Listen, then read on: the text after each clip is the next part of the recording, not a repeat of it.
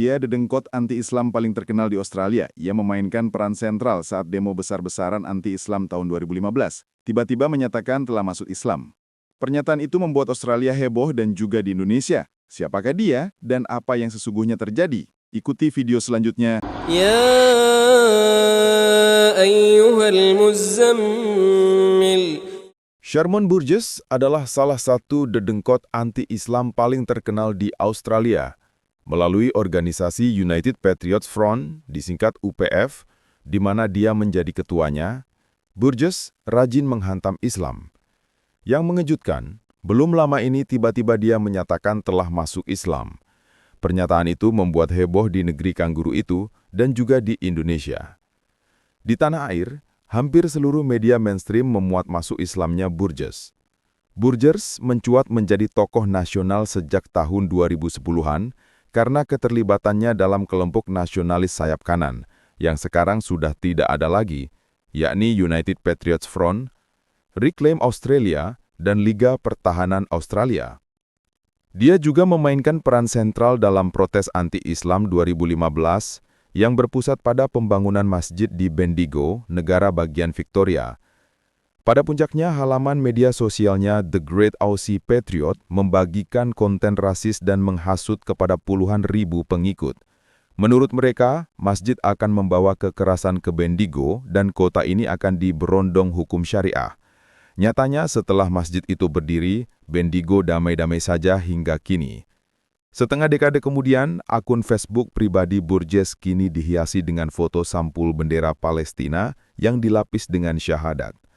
Pertemuan Burgess dengan pemimpin gerakan kebebasan Muslim Yusra Rus berperan penting dalam memberinya pandangan yang lebih jelas terhadap Islam. Di halaman Facebooknya pada Desember tahun lalu, Burgess mengatakan, kembali ke 2015-2016, orang tidak akan melihat dia berdiri berdampingan dengan seorang Muslim yang berjuang untuk tujuan yang sama. Tetapi sekarang banyak hal telah berubah. Sekarang saya akan berdiri berdampingan dengan umat Islam untuk melawan para penindas Zionis dan Freemason yang memerintah kita, ujar Burgess. Burgess mengatakan, mantan anggota UPF menyerangnya secara online ketika mereka mengetahui tentang pertobatannya. Para anggota UPF, kata Burgess, banyak dari mereka adalah peminum alkohol berat. Di sisi lain, Burgess kagum dengan aspek kesehatan dalam Islam. Bagaimana para pemeluk Islam berlatih keras dan menahan diri dari alkohol dan obat-obatan. Dunia Barat, tulis Burgess di laman Facebooknya, mereka telah tersesat, mereka adalah orang-orang yang tertekan dan mencoba memperbaiki semua masalah hidup dengan alkohol, narkoba, pornografi, tidur-tiduran. Burgess pun mengungkalkan bahwa Islam membebaskan dari semua itu dan memungkinkan kita untuk memiliki makna lagi. Islam juga mengembalikan cahaya ke dalam jiwa dan menyalakan kembali gairah hidup ke dalam hati. Islam adalah kemurnian, terhubung langsung ke Allah SWT, kata Burgess. Lantas apa yang menyebabkan Burgess, orang yang bencinya pada Islam hingga ubun-ubun, masuk Islam?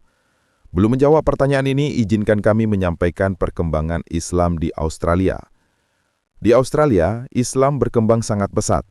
Islam menjadi agama kedua yang paling banyak dianut, tumbuh dari 604.240 menjadi 813.392 dalam satu dekade menjelang 2021, tulis @kedubesa Australia. Akun resmi Kedutaan Besar Australia juga menyebut 3,2% penduduk Australia adalah umat Muslim. Dari seluruh jumlah umat Islam, hampir setengahnya atau 42,9% merupakan penduduk New South Wales, diikuti oleh Victoria dengan 33,6%. Meskipun minoritas, Islam telah menjadi bagian dari kehidupan warga Australia. Islam juga menjadi bagian sejarah dari negara berpenduduk asli bangsa aborigin itu. Islam pertama kali dibawa oleh para pelaut dari Makassar ke Australia. Pelaut-pelaut Makassar adalah yang pertama kali melakukan kontak dengan bangsa asli Australia, yakni aborigin. Mereka mendarat di Australia Utara sekitar tahun 1700-an. Kala itu mereka datang dengan sangat sopan dan meminta izin kepada penduduk asli. Para pelaut dari Makassar itu datang untuk mencari teripang di pantai utara Australia, salah satunya di daerah Arnhem Land. Mereka datang pada bulan Desember dan menetap beberapa lama di Australia untuk membeli teripang dari penduduk asli. Interaksi antara pelaut Makassar dan para warga Abdigin pun tak bisa dihindarkan. Sebagian besar pelaut dari Makassar beragama Islam dan karena mereka berinteraksi dengan suku asli, sehingga secara spiritual suku Abdigin di sebelah utara Australia terpengaruh agama Islam yang dipeluk para pelaut itu, jelas Sherin Hassan. Setelah itu pengaruh Islam juga datang ke Australia dengan dibawa oleh para penunggang unta yang datang dari Pakistan dan Afghanistan sekitar tahun 1870 sampai 1920. Para penunggang unta yang dalam sejarah Australia disebut dengan kata camelers berada cukup lama di daratan Australia, sehingga sedikit banyak mereka juga membawa pengaruh spiritual. Bahkan masjid pertama di Australia didirikan pada masa itu.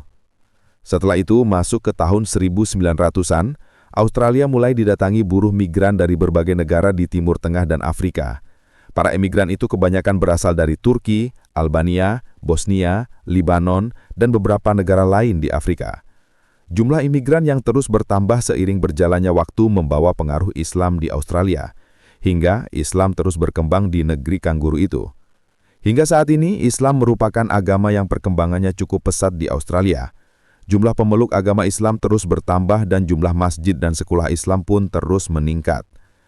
Kembali ke kisah Sherman Burgess. Bergesernya pilihan agama Burgess tampaknya terkait dengan kesulitan yang pernah dihadapi. Dalam video yang diunggah channel Ayutuna di YouTube, Burgess menyampaikan sejarah terus terang. Dia mengatakan, ketika Anda membutuhkan, mereka ada untuk Anda. Jadi jika Anda dalam keadaan sangat putus asa atau sesuatu terjadi dan Anda membutuhkan kehadiran saudara untuk berjaga-jaga, misalnya seseorang mengancam akan menyakiti sebab Anda Muslim, mereka tidak hanya menjawab telepon, mereka semua akan turun untuk melindungi Anda dan memastikan tidak ada bahaya menimpa Anda. Saya pikir itulah perbedaannya dalam komunitas ini. Mereka memiliki ikatan persaudaraan yang sungguh kuat. Mereka selalu ada, di antara mereka saling melindungi. Dan itu sungguh luar biasa. Burgess mengaku dulu bergabung dengan kelompok anti-Islam sebab termakan propaganda buruk tentang Islam. Saya, katanya, sempat merenungkannya sebelum masuk Islam, bagaimana mungkin dulu saya jadi anti-Islam. Saya tersesat sebab menelan mentah-mentah propaganda mainstream dan film-film Hollywood buatan Zionis yang menggambarkan umat Islam sebagai teroris. Namun terlepas dari semua itu, Burgess menyadari itu merupakan bagian dari rencana Allah. Jadi saya meyakini dan pendapat jujur saya bahwa Allah menempatkan saya melalui gerakan anti-Islam. Itu semua karena Allah tahu bahwa meskipun saya dulu membenci Islam, saya tipe orang yang jika saya tidak menyukai sesuatu atau menyukai sesuatu, saya akan mempelajari sedalam mungkin. Saya mulai membaca Al-Quran dan saya membaca satu ayat tertentu yang berbunyi, membunuh satu orang sama dengan membunuh seluruh umat manusia. Itu berarti Al-Quran mengatakan pembunuhan dan segala macamnya itu salah. Seorang Muslim, masih kata Burgess, boleh membunuh dan menyakiti manusia lain untuk melindungi agamanya, umatnya, dan dirinya dari serangan dari pihak lain. Wallahu a'lam bissawab. Jangan lupa subscribe, comments, like, dan share.